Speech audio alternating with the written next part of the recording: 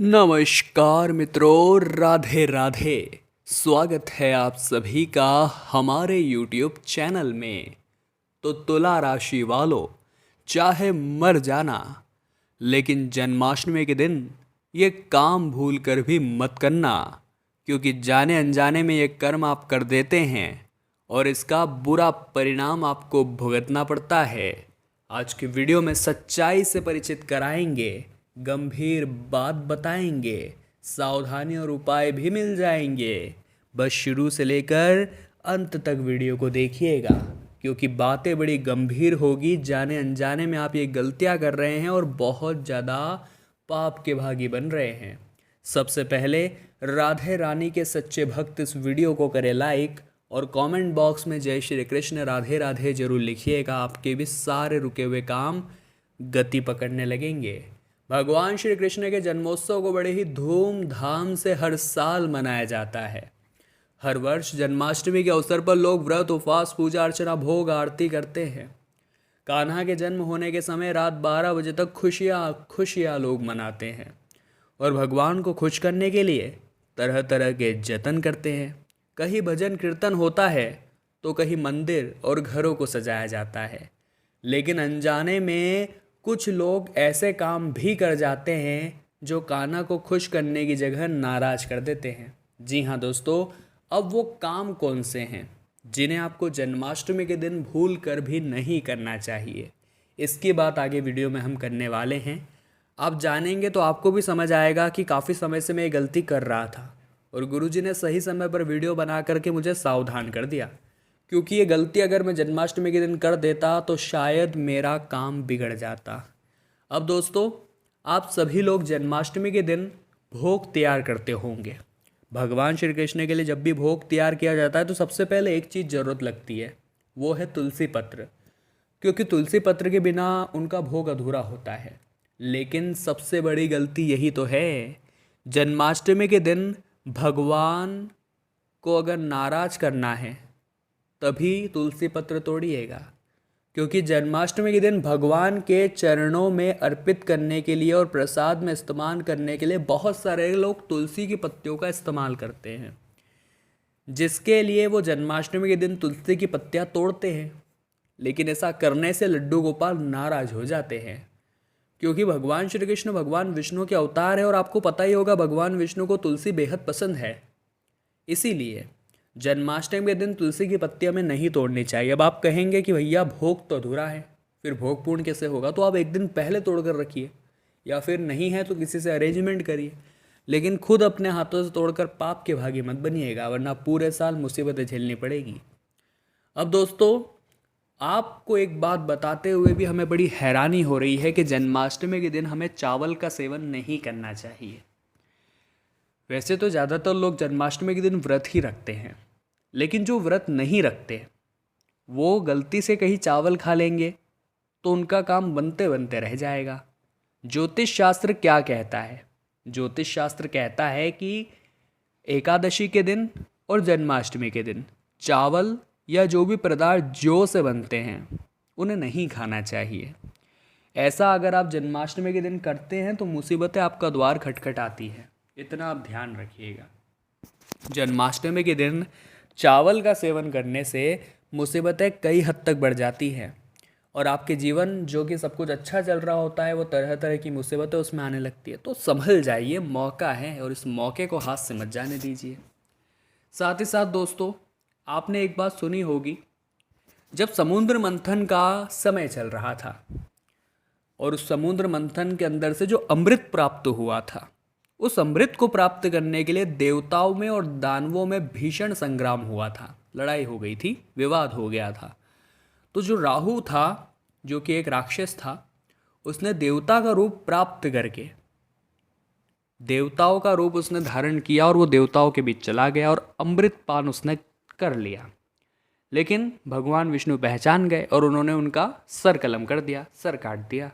अब उनके खून के कुछ छींटे अमृत के साथ जब धरा पर गिरे तो उत्पत्ति हुई लहसुन और प्याज की।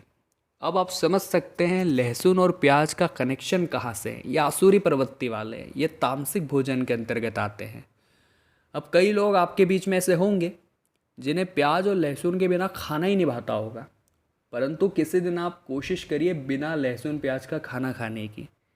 आप महसूस करेंगे ज़्यादा कोई प्रभाव नहीं है, बल्कि टेस्ट और बढ़ गया है। क्योंकि ज़िंदगी से जब असुरों को निकालेंगे, खाने से जब असुरों को निकालेंगे, शैतान को निकालेंगे, तो सीधी सी बात है स्वाद बढ़ेगा, क्योंकि देवताओं का उसमें प्रवास होगा।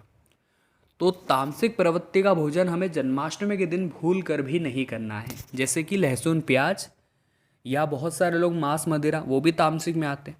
भूल कर भी मत करिएगा जन्माष्टमी के दिन, वरना कान्हा जी नाराज हो जाएंगे। और इस दिन अगर आप ऐसा काम करते हैं तो भूल कर भी ये चीज़ ध्यान रखिएगा, वरना पछतावा बाद में बहुत होगा। अब दोस्तों, जन्माष्टमी का पावन दिन है। इस दिन हम कोई भेदभाव नहीं कर सकते कि ये अमीर की जन्माष्टमी है, ये गरीब की जन्माष्टमी है, क्योंकि भगवान श्री कृष्ण जो हमारे हैं वो बहुत प्यारे हैं, और उनके लिए हमारे सभी भक्त एक समान है, चाहे बहुत पैसे वाला हो या बहुत कम पैसे वाला हो, चाहे द्वार के अंदर हो चाहे द्वार के बाहर हो। उनके चाहिए बस दिल से भक्ति, सच्चे मनोभाव से। जो भी उनसे प्रेम से बोलता है, प्रेम से भोग लगाता है, वो उसे स्वीकार करते हैं। आप बस इतना ध्यान रखिए कि आप इस दिन किसी भी प्रकार का भेदभाव ना करें किसी भी उनके भक्त के साथ। किसी भी व्यक्ति का अनादर हमें इस दौरान नहीं करना चाहिए। ऐसा करने से भगवान नाराज हो सकते हैं। साथ ही आपकी पूजा व्रत का फल भी आपको नहीं मिलेगा, क्योंकि आप खूब भूखे रहिए पूरे दिन, लेकिन आपने अंततः एक बुजुर्ग का अपमान कर दिया। मान लीजिए आपने गौमाता द्वार पर आई, गौमाता का अपमान करके उन्हें भगा दिया। अब आप एक बात का ध्यान रखिए, पता नहीं किस रूप में आकर नारायण मिल जाएगा। अब हमें क्या पता किस रूप में नारायण हमारे पास आया और हमने उनका ही तिरस्कार कर दिया। बहुत सारे लोग हैं जिन पर पैसों का बड़ा घमंड होता है, वो गरीबों से बोलना पसंद नहीं करते। गरीब उनके आसपास आ जाते तो मुंह बना लेते, तो ये बहुत गलत बात है।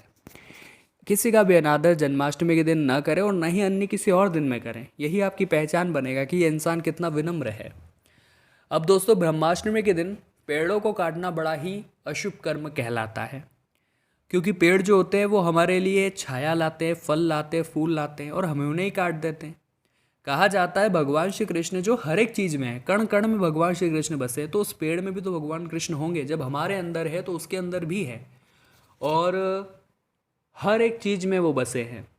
तो ज़्यादा से ज़्यादा पेड़ लगाइए जन्माष्टमी के दिन, वृक्षारोपण करिए, वृक्षों को उखाड़िए नहीं। अब कई लोग हैं उनकी आदत है, घर में कलेश किस कारण बनता है, आप इस तरह के नकारात्मक कर्म करके आते हैं। आपको अपने आप को टारगेट देना है कि मुझे इतने पौधे आज लगाने, इतने पेड़ आज लगाने हैं, बल्कि आप तो पेड़ों को उखाड़ रहे हैं। तो भगवान कान्हा कैसे प्रसन्न होंगे? थोड़ा आप भी तो स्वयं विचार करिए और इस चीज़ को समझिए कि ज़िंदगी में हर बार प्रकृति को नुकसान पहुंचाना और प्रकृति से लेना सही नहीं है। कभी कभी प्रकृति को देना भी बनता है। यही संतुलन जीवन में ज़रूरी है, वरना कई तरह की आपदाओं का सामना फिर हमें करना पड़ता है।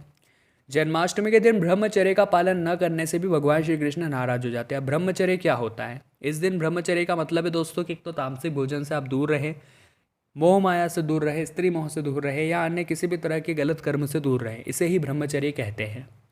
जन्माष्टमी के दिन ब्रह्मचर्य का पालन करना बेहद जरूरी होता है। पूजा अर्चना और भक्ति में ध्यान लगाना बेहद जरूरी होता है। इससे कान्हा प्रसन्न होते हैं, मनचाहा वरदान देते हैं। आप भी इस बात का खास ख्याल रखें। अब साथ ही साथ दोस्तों, इतना भी आप समझ लीजिए कि गायों का अपमान आपको भूल कर भी नहीं करना है, क्योंकि बचपन में जो भगवान है हमारे, वो गैयों को खिलाते थे, गायों को चराते थे। आज के ज़माने पर बढ़ती जनसंख्या के साथ गायों पर अत्याचार बढ़ते जा रहे हैं। हम भी देखते हैं कई गायों को शिकार बना लिया जाता है, उन्हें मार दिया जाता है। अब आपको ऐसा लगता है कि ये क्या हुआ, लेकिन उसका बहुत भयंकर परिणाम निकलता है। वो लोगों को बहुत भयंकर सजा इसकी भुगतनी पड़ती है। और आप क्या कर रहे हैं? गौ माता आपके द्वार पर सिर्फ एक रोटी मांगने आती है, उसका भी तिरस्कार कर देते हैं, उसे भी आप भगा देते हैं। या एक रोटी अगर उसने खा ली है और दूसरी भी चाहिए तो नहीं देना, ये कोई बात हुई? हम कमा इसलिए रहे हैं ताकि हम प्रकृति को भी दे सकें, अपने परिवार को भी दे सकें, सभी का हम ध्यान रख सकें। और ये चीज़ें जो हैं ये परोपकार के अंतर्गत आती है। जिस चीज़ में बिना स्वार्थ के कर्म किए जाते हैं, भगवान हमसे फिर वो बहुत ज़्यादा प्रसन्न होते हैं। यकीन मानिए दोस्तों, ज़िंदगी ऐसी है कि अगर हम इसे अपने तरह से जीना चाहें तो बहुत अच्छी है, लेकिन हम नियमों के अनुसार जीना चाहते हैं तो बहुत बुरी है। लेकिन नियमों के अनुसार जी कर हम हमारे मानव जीवन को सार्थक बना सकते हैं, इतना ध्यान रखिएगा। जन्माष्टमी का हर साल हम बहुत ही बेसब्री से इंतज़ार करते हैं, और इस साल की जन्माष्टमी के दिन आप ये कर्म भूल कर भी मत करिएगा, वरना पछतावे के अलावा और कुछ प्राप्त नहीं होगा। तो तुला राशि वालों, दिल से आशा यही लगाते हैं कि बहुत सारी ज्ञानवर्धक बातें आपने आज की वीडियो से सीखी होगी।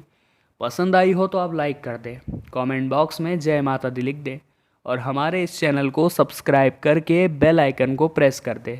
अभी के लिए आप सभी को बहुत बहुत धन्यवाद।